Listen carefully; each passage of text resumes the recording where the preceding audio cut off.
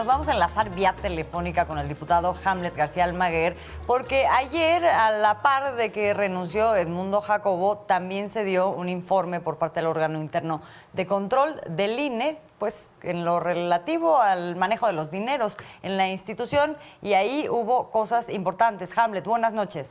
¿Qué tal? Muy buenas noches, Azul.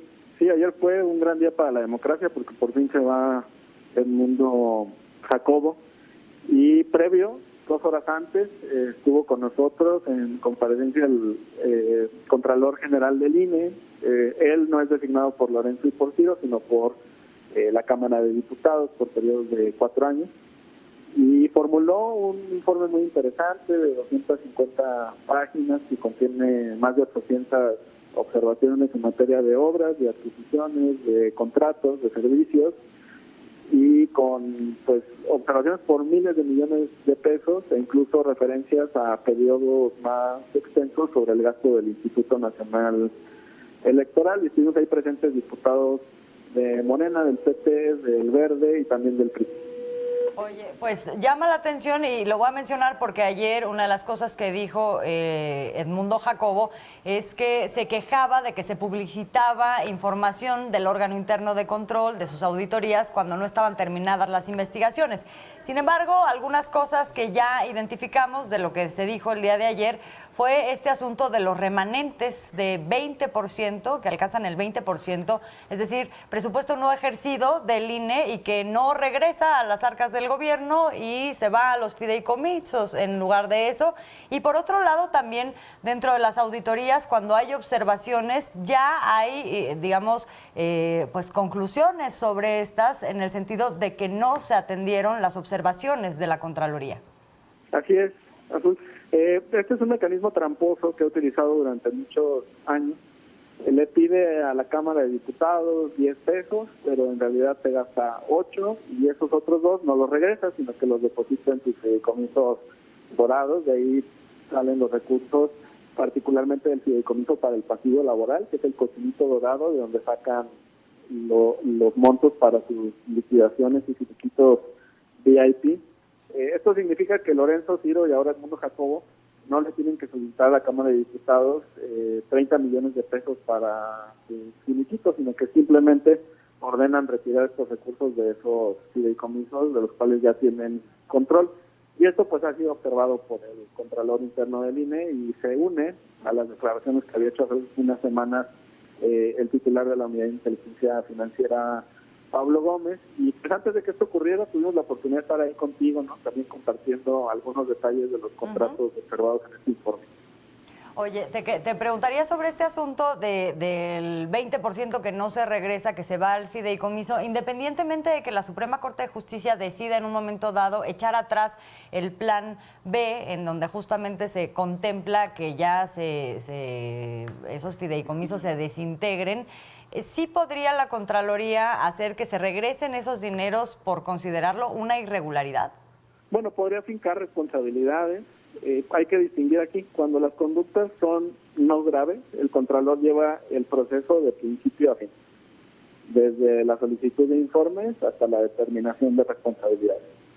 Cuando los procesos son graves, pasa algo similar a la materia penal. El Contralor desahoga todas las investigaciones y después envía una especie de acusación ante un tribunal en materia administrativa, y ya son los magistrados quienes fincan estas responsabilidades en la materia. Para prevenir también ese tipo de desfalcos, porque es muy difícil recuperar el dinero, el Contralor aplicó un sistema de suspensiones en 3 contratos grandes, uno de más de 160 millones para la construcción de la sede del INE en Nuevo León, otro de 150 millones para el voto de mexicanos en el extranjero, un software, y otro de 9 millones en tarjetas para recarga de combustible en estaciones de servicio. Entonces tomó una decisión para que los recursos no salieran de las cuentas del instituto, no llegaran a las cuentas de las empresas, porque lo vimos en la estafa maestra, aunque se finquen responsabilidades administrativas y penales, recuperar el dinero es dificilísimo, y por eso celebramos también este método que está utilizando el Contralor en los casos graves.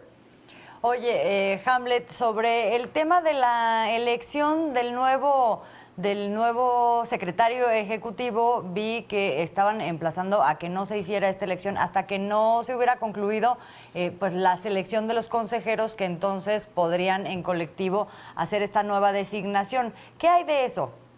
Pues es que son capaces de dar madruguete y entonces cambiar a Jacobo como un fusible y poner a otro Porfirito en el cargo y designarlo por 6 años, como su último acto en el Consejo. O sea, sí podrían hacerlo. Bueno, sería ilegal, sería inconstitucional y sería inmoral, pero son capaces de todo. Te pongo ejemplos. Todavía no estaba aprobado el plan B, o sea, jurídicamente no existía, no había nacido porque no había sido publicado en el diario oficial, y ellos ya habían tomado un acuerdo para impugnarlo. Entonces a veces toman determinaciones hacia futuro.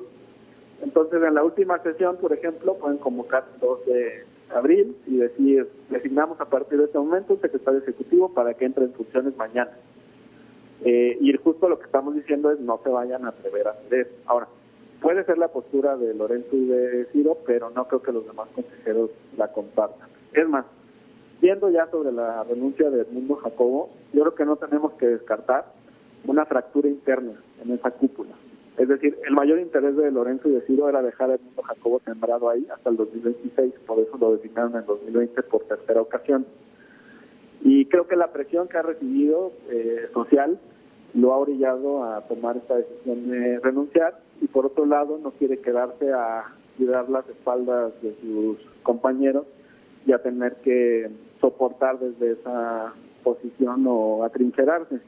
Entonces no descartaría tampoco esa opción. Hay algunas versiones de que incluso los consejeros no sabían que iba a renunciar, que fue intempestivo ayer y que solamente lo había comunicado al presidente del Consejo General. También los madrugó a ellos. Bueno, y por si acaso ustedes se adelantan, pues vamos a ver qué pasa con este proceso. Nada más una pregunta, ¿necesitan mayoría simple del Consejo para elegir al nuevo secretario? 8. Eso significa que los 4 que lleguen, los nuevos, necesitarían un acuerdo con 4 de los 7 que están. Ya. Y sobre ese proceso de selección azul, yo considero que los votos y el sorteo tendrían que realizarse quinteta por quinteta. Es algo que todavía la Junta de Coordinación Política no resuelve, pero creo que de esta manera pues se podrían salvar algunas de las integraciones y no necesariamente que sean rechazadas en conjunto. Creo que sería lo más racional.